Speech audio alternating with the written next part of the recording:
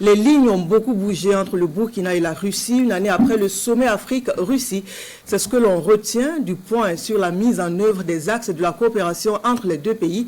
C'est par une conférence de presse que les diplomates des deux pays ont fait le point ce matin même à Ouagadougou.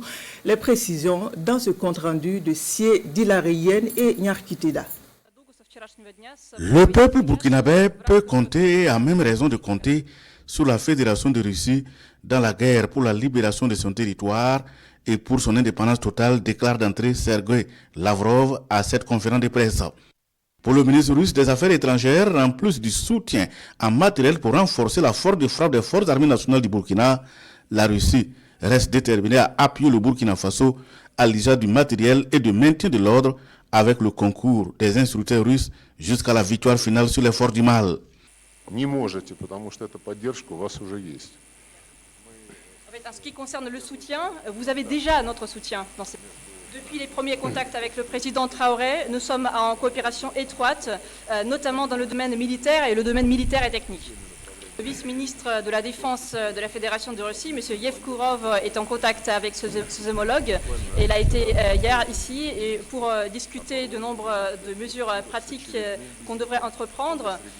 Nous avons aussi la coopération dans le domaine de la formation des spécialistes militaires et des spécialistes des organes de maintien de l'ordre, des forces de l'ordre. Et je pense que nous allons augmenter également le nombre des instructeurs qui travaillent ici et qui vous aide à former vos spécialistes. Je n'ai aucun doute que grâce à ces activités qui sont entreprises, grâce à ce soutien, les foyers du terrorisme qui restent sur le territoire du Burkina Faso seront éliminés. Les relations entre le Burkina Faso et la Russie se renforcent davantage depuis plus d'un an maintenant, relèvent les chefs de la diplomatie des deux États. Une diplomatie de plus en plus tournée vers l'Afrique et vue d'un mauvais œil par certaines nations de l'Occident. Mais pour le ministre Lavrov, elle est plutôt la consécration d'une relation basée sur le respect mutuel. Je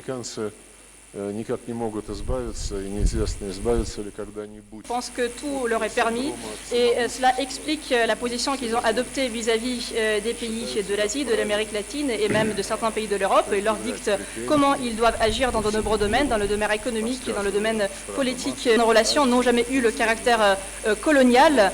Nous avons une coopération dans de nombreux domaines, le domaine de santé, le domaine de l'éducation, de l'économie, le domaine militaire, le domaine militaire et technique, et ces relations se basent sur le respect mutuel. Nos relations se basent sur l'intérêt commun, sur la compréhension commune et sur la parité.